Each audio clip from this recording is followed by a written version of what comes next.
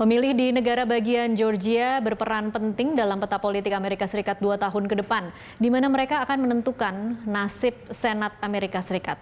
Sengitnya persaingan membuat berbagai lembaga jajak pendapat kesulitan untuk menerawang siapa pemenang pemilihan Senat kali ini. Dan berikut liputan VOA selengkapnya.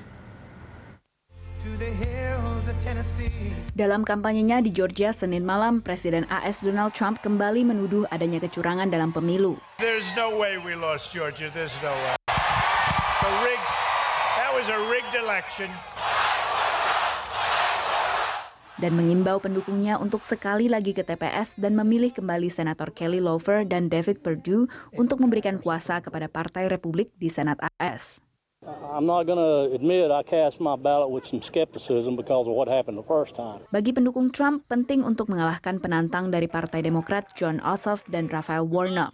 Ini bahkan membuat mereka mengesampingkan keraguan mereka akan sistem pemilihan di AS. They're going to have the power, the House, the Senate. That's the most extreme power that we can have against the taxpaying person.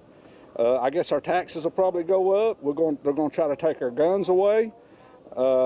But it could get ugly. I mean, I'm afraid if it goes the way that the Democrats want you to believe, that it could get turned ugly. Presiden terpilih Joe Biden menang di negara bagian Georgia dengan kurang dari 12.000 suara, yang datang dari daerah pinggiran kota yang beralih dukungan dari Partai Republik ke Demokrat.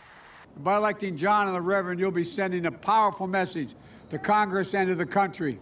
Data US Election Project menunjukkan sejak pemilihan awal untuk putaran kedua di Georgia yang dimulai pada 14 Desember lalu, sekitar 3,1 juta atau 40% pemilih telah memberikan suaranya. Antusiasme pemilih awal yang didominasi pemilih berkulit hitam membuat Partai Demokrat cukup optimis. Sementara Partai Republik masih yakin akan bisa merebut suara dengan pendukung yang akan memilih pada hari H. Kemenangan tipis di negara bagian yang awalnya adalah kantong suara Partai Republik ini berarti Partai Demokrat harus berusaha keras untuk menggerakkan pemilih untuk mengamankan 2 kursi penting di Senat. Relawan seperti Kira dan Sean adalah ujung tombak strategi Partai Demokrat untuk menjangkau pemilih muda dan dengan latar belakang beragam yang membentuk negara bagian ini beberapa tahun belakangan. Wasn't that much into politics like maybe 2 years ago, but because of everything going on with Trump in the country, it's really made me come out and do things like this. And I really hope that people come out and change things for the better. Jika Demokrat memenangkan 2 kursi Senat, maka wakil presiden terpilih Kamala Harris akan jadi pemecah suara di Senat.